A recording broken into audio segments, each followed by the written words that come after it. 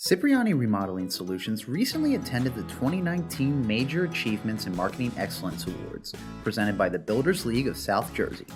The awards honor South Jersey remodelers and builders who excel in the industry. Attendees enjoyed food and drinks as well as a chance to connect with other remodelers and builders, and the Cipriani team took home 20 awards, including Best Kitchen Design, Best Master Bath Design, Best Residential Addition, and many others. The award-winning projects took place in towns like Voorhees, Haddonfield, Mount Laurel, Delran, Sewell, Mullica Hill, and Thorofair. Cipriani Remodeling's Sean Mertz was awarded Project Production Manager of the Year, and multiple Cipriani Remodeling consultants took home individual awards for their success in the last year. Cindy Cipriani said it was a great night of awards and a great celebration for all of the company's hard work, but added that none of the recognition could be possible without the trust of the company's South Jersey homeowners.